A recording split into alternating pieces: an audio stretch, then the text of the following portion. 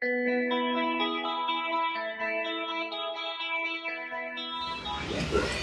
guys, my name is Rozansky with ParkBench.com, and today I'm at Yonge Eglinton Dental with Dr. Katsnelson, Dr. Ken Rozansky, and Dr. Randy Fisher. Hello, thanks for being with me.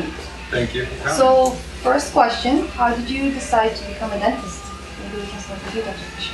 My father was a dentist. I was an engineer for about 6 years. I don't know, I guess I just drawn to it. I wasn't, thought I needed something more out of my career, and I don't know, just dentistry made a lot of sense. Well, I was always interested in the health sciences, and when I was younger, I used to have a very positive experience going to my dentist.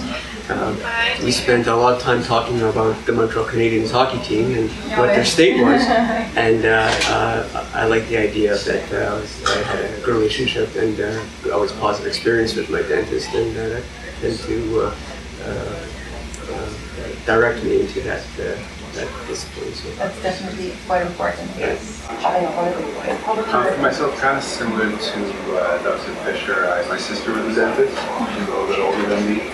I used to work in her office, volunteer there. And I was always drawn also to the health sciences, and I like the idea of working my hand in my mind, which is kind of what dentistry is about. I enjoyed the aesthetic aspect as well as helping people on a day-to-day. And I was just drawn to it, and I worked my way, and happy that I did it. Great. Talking about that positive experience, you operate on the idea of patient-driven practice. Can you tell me a little bit more about that, how you actually have that incorporated into your everyday work? Patient-driven practice. Sure.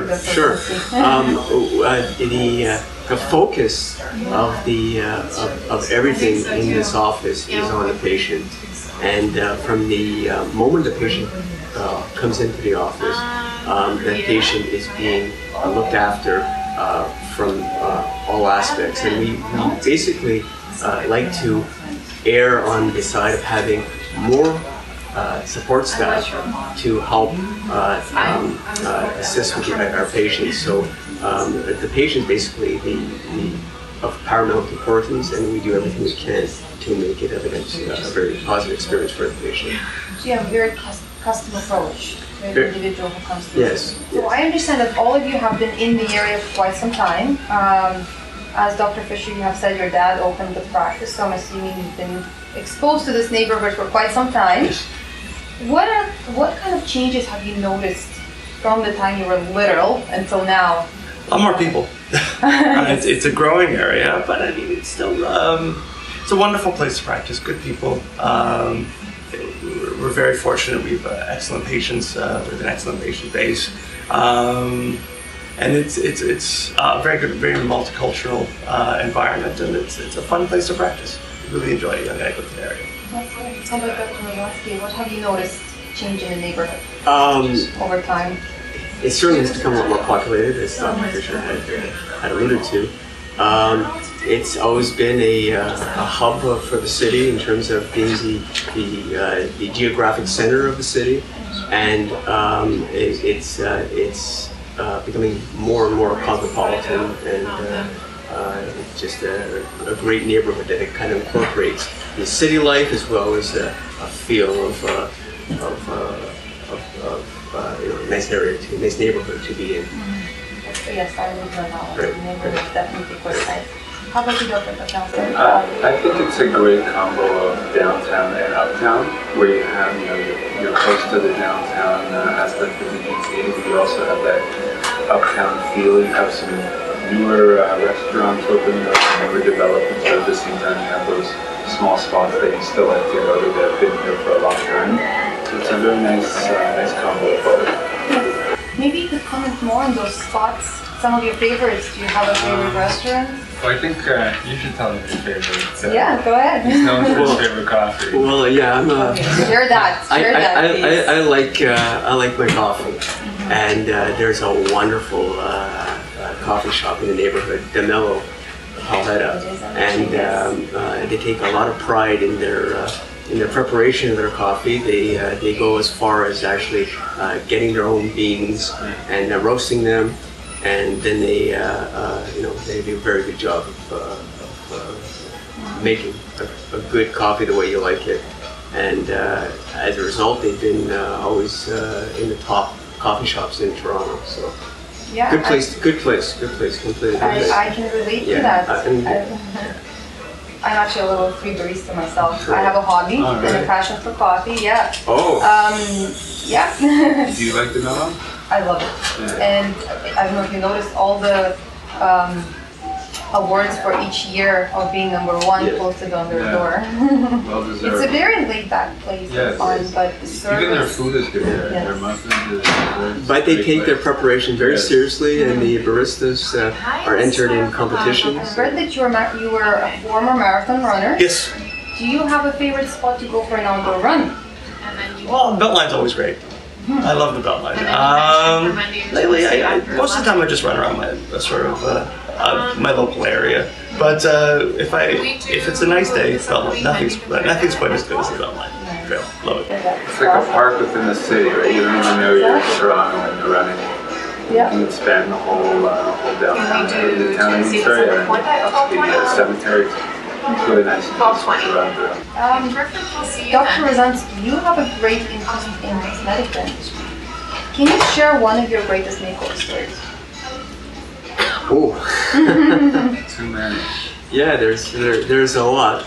I can just say that very often you get a situation where patients are embarrassed to smile, and they tend to, as they're talking to you, they're doing everything they can to kind of cover their teeth and use their hands and don't really open too wide. And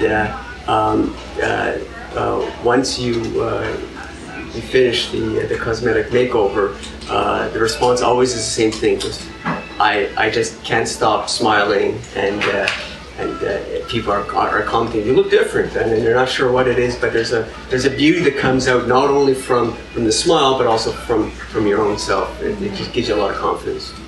Well, I've seen a lot of confident, smiling people walking out of this office today. So really your work shows through. What drives you to do what you do? What really motivates you to come here every day and give people the great gift of having a wide smile and changing your inside? I'd say it's passion. One of the things, I guess it's a unifying theme I feel of almost all the practitioners in this office and the auxiliaries is passion. We're all very passionate about what we do. We care for your smile is what we often like to say. And I think it's shown through in every aspect of what we do. From reception to our hygienists, to our assistants, to the practitioners. We're endeavoring to provide the best care we can. And everyone's just really passionate about what they do. We're always constantly seeing about how we can do things better. If it's taking new courses, investing in new technology, whatever we can to improve. We're constantly working towards that. Yeah, I'm just going to send a page to your Would you like insurance. that? What motivates you? Like they would like to I think pretty much the same. Just to to have that relationship with patients, have a great working environment. I feel like we're all, we have a great team here. We all like to come to work. We're motivated. We love the patients who we meet on a daily Yeah, basis. she whether had they've been here requested for 4 years months. or they're patients So if we go out walking 4 door, months from it just today, motivates you to it's towards stay the beginning of April. and be the best dentist. Is there day or time you Provide the prefer? best, care you can. But I think that's the time that I'm gonna. I have a question for you. I read on your profile that you like to work with kids. Can you Right. Do you want to what do you schedule like about something today? You tentatively, can share one of and the then kid stories that you have. I love working with kids. I like the innocence, the fun of working with them, and just the funny things they say, and just when they come in with a little bit of fear of coming to the dentist, when you can kind of change that, and then they look forward to coming to see you. And, I have a running joke with one parent where they have a picture of me on their phone. If their son doesn't brush their teeth, they show them pictures. I'm going to call Dr. Ari if you don't brush your teeth. So it's actually funny. So it's just nice to develop these relationships, whether it's with the kids or the parents or anyone. It's just nice to see the kids grow up and, you've been with them for a while. It's like developing a second family. I'm sure it's like developing a second family for them as well. Happy What kind of goals do you have over the next year for this practice? Maybe you have individual goals?